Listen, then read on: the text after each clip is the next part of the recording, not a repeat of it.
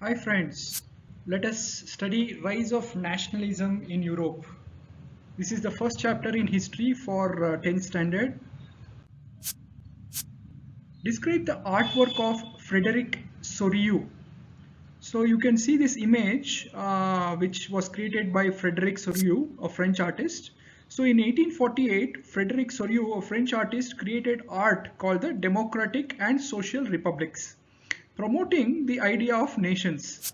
So basically, the art shows people of European America, men and women of all ages and social classes, marching in a long train and offering homage to Statue of Liberty. You can see the Statue of Liberty in yellowish white on the left of the image.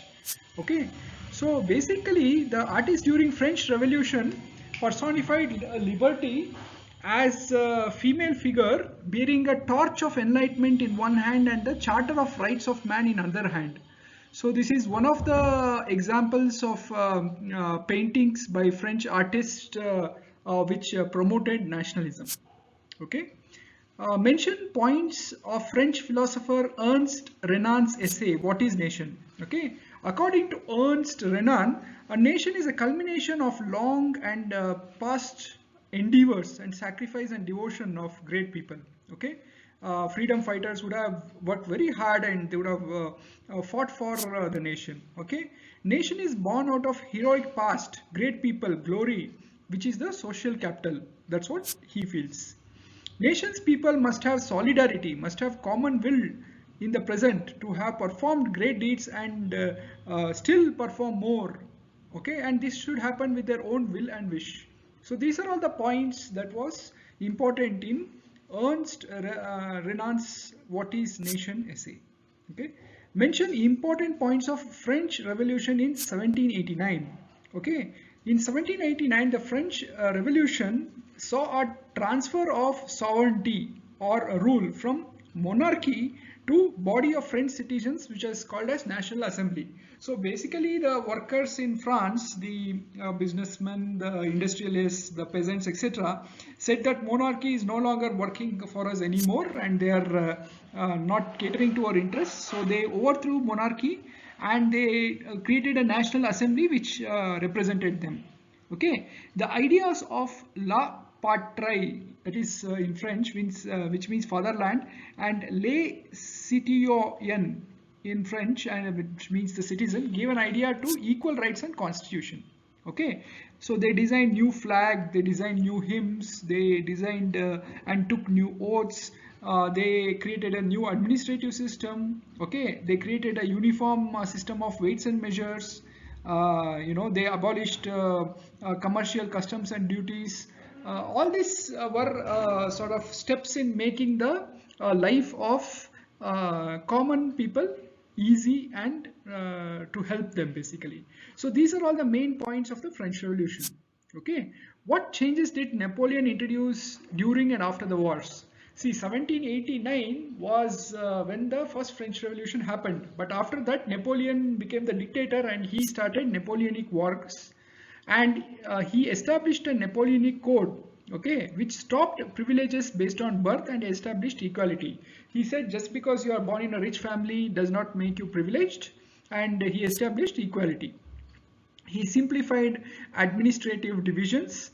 He abolished the feudal system. Feudal system is where rich people own the land and poor just work in the land and they don't get any money. That was abolished. And he freed peasants from dues. So whatever poor peasants, they would have borrowed some loans from rich people. All those dues were cleared. Okay, transport and communication systems were improved. Peasants, artisans, and businessmen enjoyed the freedom for work. They enjoyed the new laws. They enjoyed the standard currency which Napoleon had brought. They also enjoyed uniform weights and measures which made the trade simple. Okay, so these are the points of the changes that Napoleon introduced during and after the wars. Give important dates of nationalism movement in Europe. So basically, what are the important days in the 18th century and 19th century in Europe, which will help us understand the nationalism movement? See, 1789 was the first French Revolution. Okay, 1797 is when Napoleon started his wars. He invaded Italy, and Napoleonic Wars begins. Okay, that is 1797. By 1815, Napoleon was defeated by other European parties. We'll come to that in a moment. And the Vienna Peace Settlement was signed. Okay, this was 1815. 1821, the Greeks started struggle for independence from the Ottoman Empire, which they had become a part of. That is 1821. Around 1848, you will see revolution all over Europe. The working people revolting against economic hardships, demanding constitution, etc. That's 1848. 1870 saw the unification of Italy. 1871 saw the unification of Germany. Okay, so two European countries sort of were unified during 1870, Italy, and 1871, Germany. Okay, 1905 saw Slav nationalism gather force in Habsburg and Ottoman empires. Okay, so some people revolted against the Habsburg, that is the Austrian and the Ottoman empires, and that was that happened in 1905. So these are the few important dates. Okay, give a few points about aristocracy and rise of middle class in Europe. Okay, aristocrats in Europe owned the real estate, or they owned all the lands in the countryside. They also owned townhouses. Okay, and they spoke French, and the families were connected to each other by marriage ties. Okay, they were rich, and they were smaller in number. There were not many aristocrats. Middle class consisted of industrialists, businessmen, professionals. They were educated, and they want to abolish this aristocratic privilege. That is, just because you are born in a rich family doesn't mean you get the additional privilege. They wanted to abolish that, and this is the middle class. The intelligent middle class are the one who promoted nationalism. Okay, so they are the ones who came up with nationalistic ideas and the idea of a nation. What did liberal nationalism stand for? See, the term liberalism derives from a Latin root liber, L-I-B-E-R, meaning free. Middle class liberalism stood for freedom for the individual to work and equality for all. Okay, and it promoted government elected by the people, and it opposed monarchy and aristocracy. Okay, it opposed the ruler being appointed just because he is the son or daughter of a king. So monarchy they didn't like, and aristocracy, just because you are rich doesn't mean you get to call the shots. So they disliked monarchy and aristocracy. Describe conservatism after 1815. So what happened is, after Napoleon's defeat in 1815, the people who defeated Napoleon, okay, the European governments who defeated Napoleon became conservatives. Okay, they believed that the established traditional institutions of society like monarchy, church should be preserved. Okay, the conservatives, but they realized that the modern army, efficient bureaucracy, and dynamic economy, and the abolition of feudalism was helpful. Okay, so from their previous experience, they said that yeah, these all are helpful, but we still like to keep the monarchy, we still like to keep the church. Okay, but we want a modern army, we want an efficient bureaucracy, we want a dynamic economy. Okay, feudalism we want to abolish, all that they said, but they still stuck to the old monarchy and church ways. Okay, conservatives did not tolerate criticism. They sought to curb activities that questioned and legitimacy of autocratic governments. They even censored newspapers and books which reflected the idea of liberty. See, this is the problem, right? There were middle class people, intelligent, who wanted liberalism, who supported liberty, who supported nationalism. But these rich people who were part of European governments after Napoleon's defeat in 1815, they took the power into their hands, and they said that we'll make it conservative. Okay, they still believed in monarchy, church. Although they adopted some good ideas, they didn't tolerate criticism, and they didn't tolerate free newspapers and all that. Okay. Describe the Treaty of Vienna of 1815. See, after Napoleon was defeated by the European powers, Treaty of Vienna 1815 was drafted by European powers who defeated Napoleon. These include Britain, Russia, Prussia.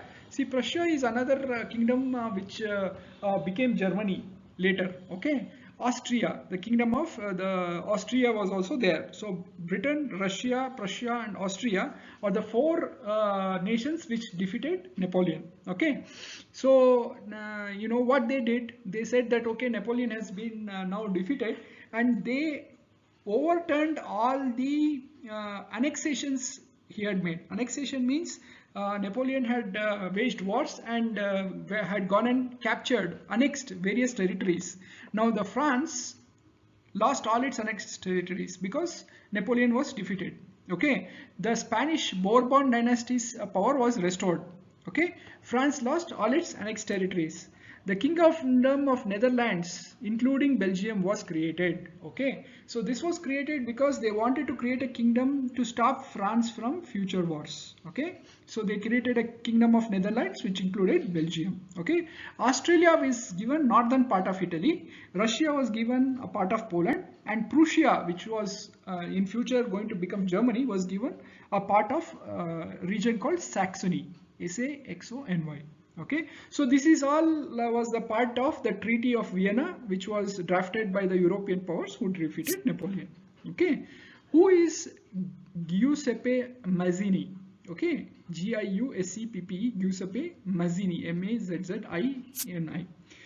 Italian revolutionary Giuseppe Mazzini, born in Genoa in 1805, fought secretly against conservative governments in Europe. Okay, he found two secret societies that fought against conservatives: Young Italy in Marseilles and then Young Europe in Bern.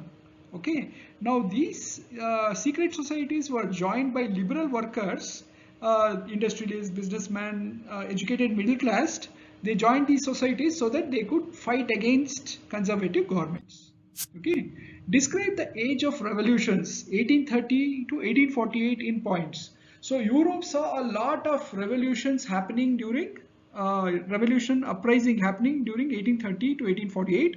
The uprisings were mainly, you know, working class, industrialists, businessmen, peasants, workers, revoluting against, creating revolutions against aristocracy, monarchy. Okay, so liberal nationalists from educated middle class revolted against conservative governments. In France, in July of 1830, the Bourbon kings were overthrown by liberals and Louis Philippe was made the king. Okay, so what happened in 1830 is, you know, French realized that this Bourbon kings who are ruling them, the Spanish kings, were not doing a good job, so they overthrew them and they installed Louis Philippe as the king. Okay, uprising in Brussels led Belgium breaking away from Kingdom of Netherlands.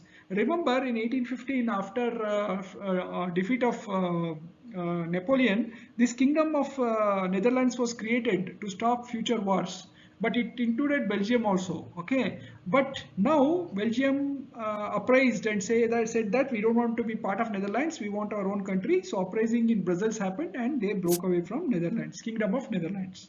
Okay. Nationalists in Greece had started a struggle for independence from the Ottoman Empire in 1821. Okay, finally, Treaty of Constantinople in 1832 recognized Greece as an independent nation and they broke away from the Ottoman Empire. So in 1832, Greece became an independent nation. Okay, Poland began to use Polish language to stop Russian language to show as a resistance against the invaders. Note in 1815, you know, after defeating Napoleon, a part of Poland was given to Russia. Now Poland uprised against the invaders and said that we don't want Russian language, we will use our own Polish language. Okay, and in 1848 again, so you know, 1789 there was a revolution in France. 1830 there was a revolution. Bourbon kings were overthrown and Louis Philippe was installed. 1848 another revolution in France happened due to food shortage and unemployment, and workers overthrew Louis Philippe and created a national assembly and said that France is now republic. Okay, so basically what happened is in 1848 there was a large you know, shortage of food. Okay, nobody had food and unemployment was very high, and people came to know that this Louis Philippe is also not doing a great job. So they said that people run the country and they overthrew Louis Philippe, and they created a National Assembly which was to govern the country. Okay, they gave voting rights to males about 21. Okay, all males about 20 were giving the voting right. Please note that the women were not given the voting right, so women didn't have the voting right. Okay, and national workshops to provide employment were set up. Okay, in Silesia in 1845, the weavers revolted against contractors who drastically reduced their payments. Okay, weavers were workers who used to weave clothes. Now the contractors who got them the job were reducing their payments. So weavers revolted against them. Okay, so in Germany around 18th May 1848, few people who are elected representatives met in the Frankfurt Parliament, convened in Church of Saint Paul. Okay, they drafted a constitution for a German nation. Okay, see, this is nationalism rising in Germany. The common people wanted a German nation and drafted a constitution, but this was rejected by Friedrich Wilhelm IV, the King of Prussia. Okay, Prussia was a older name for Germany. Okay, basically modern Germany, before it became Germany, was part of Kingdom of Prussia. Okay, and this king Friedrich Wilhelm IV said no, nothing doing, monarchy will continue, and he used his troops to disband the assembly. So that happened in 1848. Okay, describe a romanticism culture movement during 1830s in Europe. So there are few artists who are using romanticism to promote nationalist feelings. Okay, romanticism, a cultural movement sought to develop a particular form of nationalist sentiment. French painter Delacroix and German philosopher Johann Gottfried Herder were prominent people of the movement. They used folk dance, folk songs, and painting of folk stories to promote nationalism. Okay, describe making of Germany in points. Okay, so remember that in 1848, the first attempt to make a German nation was sort of suppressed by the king. Now, nationalist movements were mobilized by conservating for promoting state power and achieving political dominance in Europe.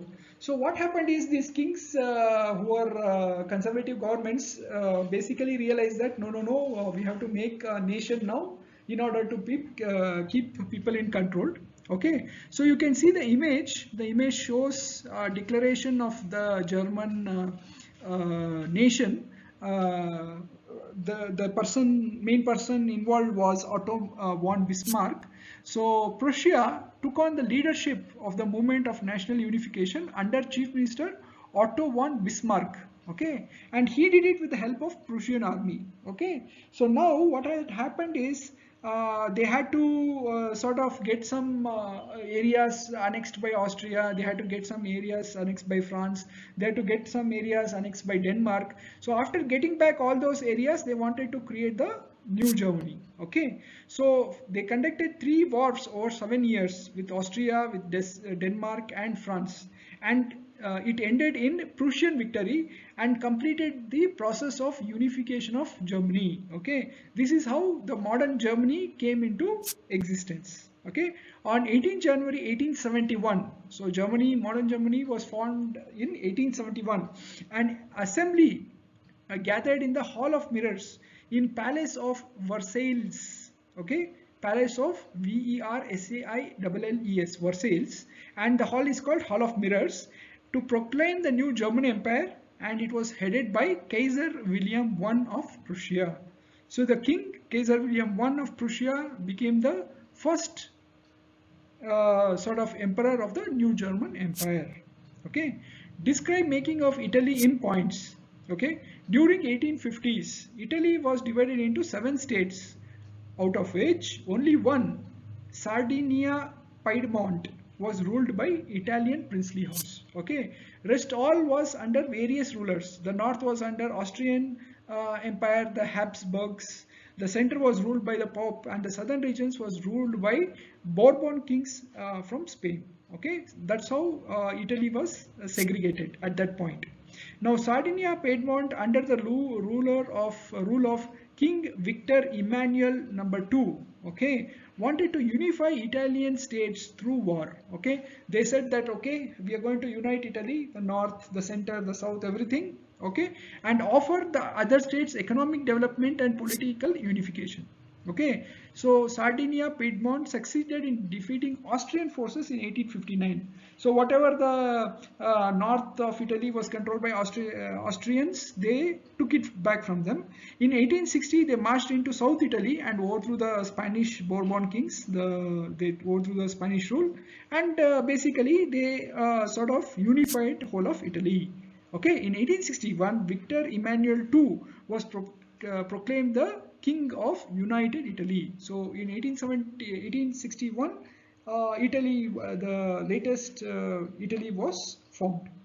Okay, so this is the steps in how Italy came to be in its current form. Describe making Britain of in points. Making of Britain was a result of long drawn out process. Identities of people who established British Isles were ethnic ones. Okay, English sort of occupied few isles, the Welsh occupied few islands, the Scottish had few islands, that is the Scotland, Irish had few islands, that's the Ireland. So before the existence of UK or the United Kingdom, there were four different sort of ethnic people who were occupying different British islands. Okay, English Parliament seized the power from monarchy in 1688. Okay, they said okay, monarchy is not going to be allowed, and the English Parliament seized the power. Okay, they created an act of union between England and Scotland that resulted United Kingdom. That is in 1707. Okay, and what this English did, they found that Ireland was split between Catholics and Protestants. Both were different types of Christians. The English helped Protestants of Ireland to establish UK dominance who were full of Ireland in 1801. Okay, so after a long process in 1801, the current UK, United Kingdom, came into being. Which female imaginary characters depict nation? What are their significant symbols? Marianne for French and Germania for Germany are female imaginary characters who depict a nation. In paintings, broken chain, painted signifies freedom. The painted oak leaves signify heroism. Sword is painted to show readiness to fight, and the rays of rising sun have been painted in the paintings to show beginning of a new era. Okay, so these characters are imaginary, Marianne and Germania. They are used as characters to depict the symbol of nation. Okay, what led to the First World War in 1914? Okay, so European nations became excessively nationalistic and intolerant towards each other, and imperialistic to other nations. Okay, they used to plunder other nations, and they were trying to expand their power. Okay, during 1871, there was an intense rivalry between European powers over trade, colonies, naval, military might. They fought over Balkan territories that had freed themselves from the Ottoman Empire. So there was a territory called Balkans which had freed themselves from Ottoman Empire, and the Europeans were fighting against each other to gain supremacy over this area. Okay, series of wars in the Balkan region finally led to the First World War in 1914.